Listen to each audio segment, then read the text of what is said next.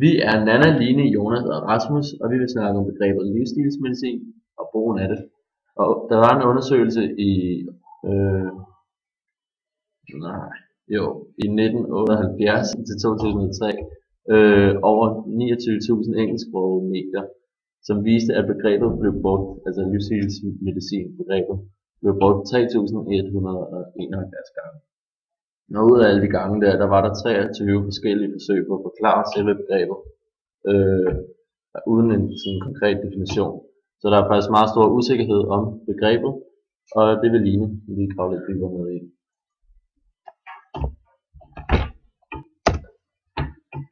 Altså, en af de ting, som livsstilsmedicin for eksempel bruges til, det er for eksempel Viagra, når man skal have sex med sin kæreste, hvis man ikke kan det. Det kan også være lykkepiller, hvis man nu har haft depression eller kærestesorger, eller steroider, hvis man gerne vil være stærkere. Og man kan også tage nogle piller mod noget stress og noget arbejde. Og små børn kan man også få nogle piller. Ja, man kan bruge prævention. Man kan bruge prævention for at undgå at få børn. Men den konkrete definition på det, Nanna går lidt mere dybt med. Yes, der findes 3 definitioner, og den første, forbrug afledt af livsstil, den betyder, at al medicin, der anvendes mod lidelser, som er afledt af en persons livsstil, er livsstilsmedicin. Problemet ved at bruge den definition er, at en meget stor del af de lægemidler, der findes på markedet, derved vil kunne defineres som livsstilsmedicin. Og hvis næsten al livsstilsmedicin, eller hvis næsten al medicin kan defineres som livsstilsmedicin, så mister begrebet lidt sin forklarende værdi. Den anden definition, den går på bestemte lægemidler.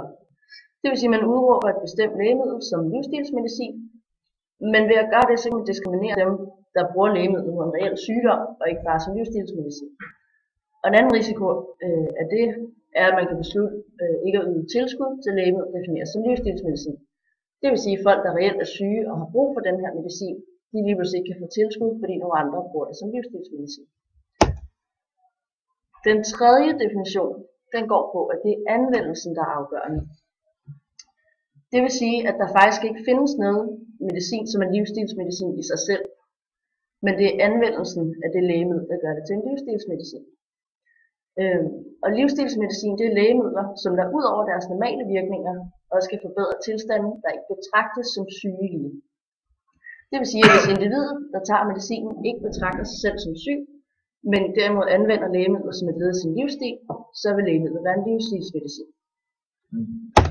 Så er der meget om, hvordan fremtidens livsstilsmedicin vil være, og man kan se et øget forbrug af stoffer som Ritalin, til eksamensfremmer, eller beta-blokkere, som blokker nervøsitet. Det er et stort forbrug. Der unge har et stort forbrug af det, man kalder for livsstilsmedicin, som de bruger til at øge deres hukommelse, langtidshukommelse, præstationsevner. Det er noget som ginkgo-ekstrakt eller koffein fra kaffe.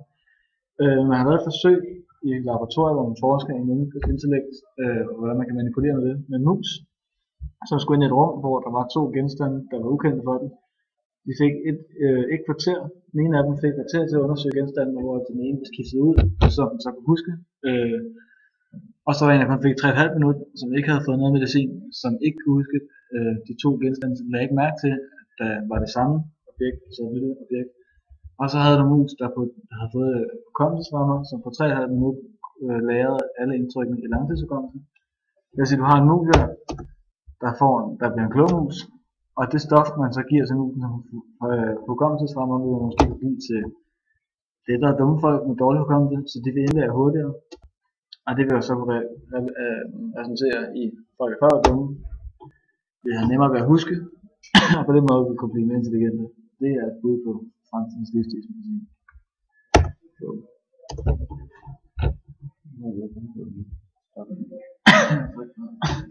Den trykker der. Ikke der.